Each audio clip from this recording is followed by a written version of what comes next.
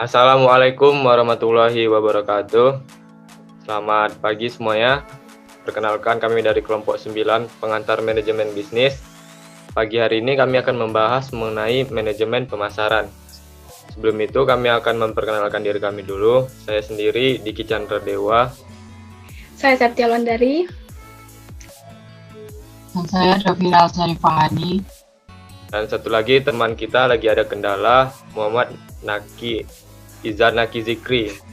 Oke, lanjut aja ke materi yang pertama, yaitu manajemen pemasaran. Pemasaran yang akan dijelaskan oleh Septia Wulandari. Kepada Septi, waktu dan tempat dipersilakan. Pengertian manajemen pemasaran. Manajemen pemasaran adalah sebuah rangkaian proses, analisis, perencanaan, pelaksanaan, serta pengawasan dan pengendalian suatu kegiatan pemasaran, di mana tujuan adalah untuk dapat mencapai target perusahaan secara efektif dan efisien. Dapat juga diartikan sebagai alat untuk analisis, perencanaan, penerapan, serta pengendalian suatu program dalam sebuah perusahaan yang sudah dirancang untuk menciptakan, membangun, dan juga mempertahankan pertukaran agar bisa memberikan keuntungan. Nah, keuntungan ini juga nantinya digunakan sebagai jalan untuk mencapai tujuan utama sebuah bisnis atau perusahaan. Kemudian, pengertian strategi pemasaran. Strategi pemasaran adalah suatu konsep yang luas tentang bagaimana sumber daya disebarkan untuk mencapai sukses besar. Strategi pemasaran adalah pengambilan keputusan-keputusan tentang biaya pemasaran, bauran pemasaran, alokasi pemasaran dalam hubungan dengan keadaan lingkungan yang diharapkan dan kondisi yang persaingan. Sedangkan menurut Course 2008 P42, strategi pemasaran adalah sebuah keseluruhan program perusahaan untuk menentukan target pasar dan memuaskan konsumen dengan membangun kombinasi elemen dari bauran pemasaran, produk, distribusi, promosi, dan harga. Kemudian, selanjutnya ada fungsi manajemen pemasaran yang akan dijelaskan oleh Davina Elsa. Fungsi manajemen pemasaran. Sebuah bisnis atau suatu perusahaan yang sedang berkembang wajib memahami manajemen pemasaran yang baik. Apalagi pada era globalisasi seperti ini di mana banyak kompetitor yang ingin berlomba-lomba memasarkan produknya bahkan hingga berbagai mancanegara. Perusahaan wajib menjalankan suatu manajemen pemasaran dan melibatkannya sebagai salah satu strategi penting untuk mencapai tujuan.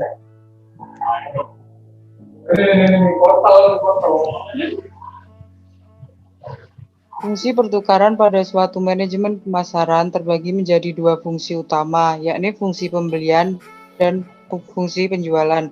Lebih lanjut, fungsi pembelian berarti suatu peran manajemen pemasaran berfungsi sebagai proses timbal balik dari suatu aktivitas penjualan. Dengan begitu, diperlukan strategi khusus terutama dalam pemahaman mengenai kegiatan yang dapat menarik konsumen untuk membeli.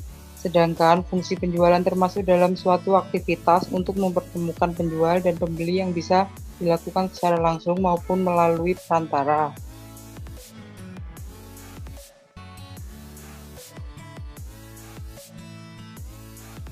Fungsi fisis. Fungsi fisis pada manajemen pemasaran terfokus pada kegunaan waktu, lokasi, dan bentuk yang perlu dipertimbangkan pada suatu produk ketika suatu produk itu akan diangkut, diproses, dan disimpan hingga sampai ke tangan konsumen. Jika tidak dipertimbangkan dan direncanakan dengan baik, bisa jadi perusahaan tersebut akan mengalami kerugian besar akibat penanganan produk yang tidak berstandar.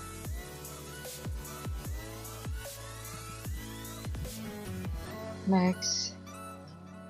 Fungsi penyediaan sarana. Manajemen pemasaran ini juga memiliki fungsi sebagai penyediaan sarana karena akan berkaitan dengan segala kegiatan yang mampu melancarkan operasional pemasaran.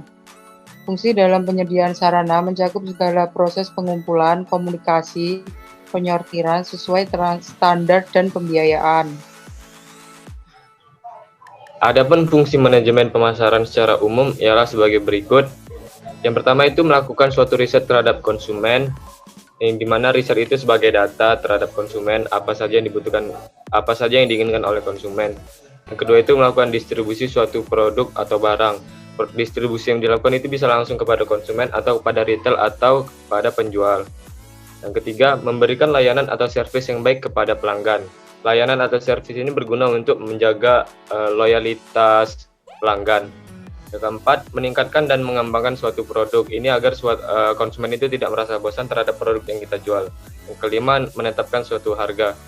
Yang keenam, membuat suatu kegiatan pemasaran menjadi lebih efektif dan efisien.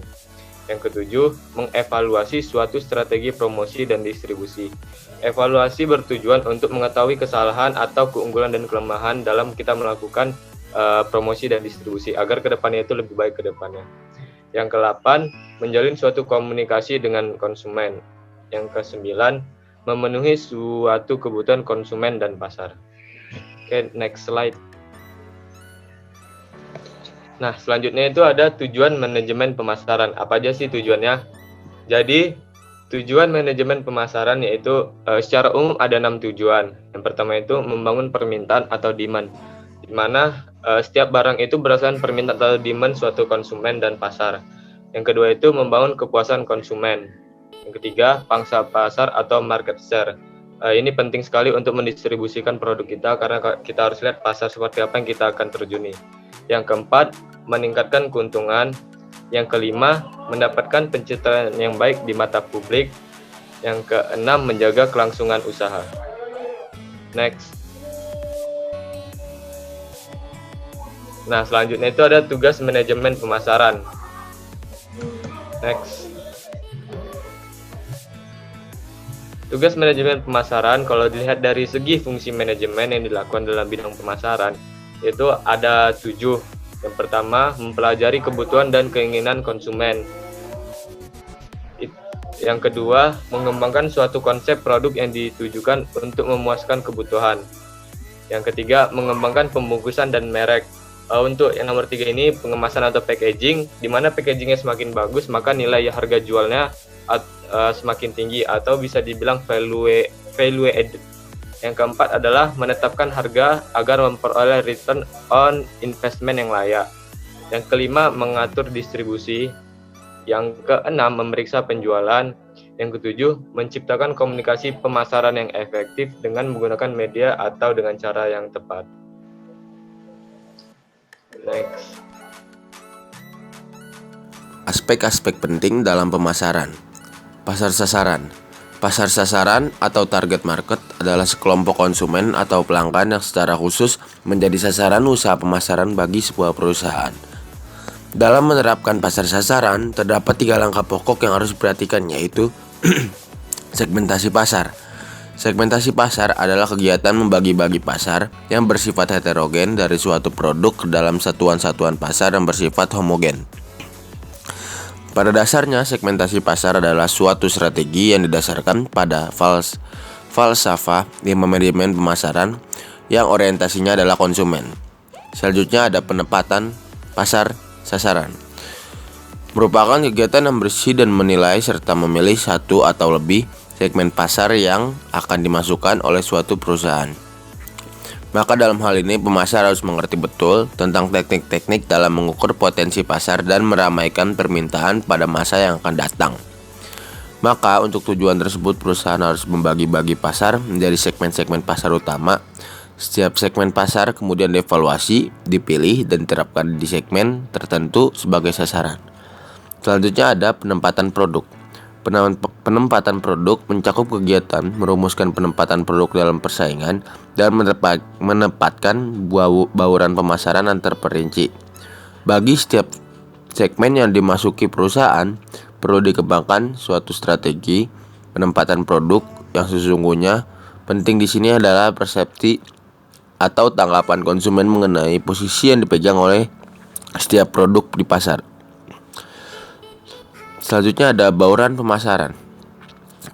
Bauran pemasaran merupakan strategi yang dijalankan perusahaan yang berkaitan dengan penentuan bagaimana perusahaan menyajikan penawaran produk pada satu segmen pasar tertentu yang merupakan sasaran pasarnya. Marketing mix merupakan kombinasi variabel atau kegiatan yang merupakan inti dari sistem pemasaran.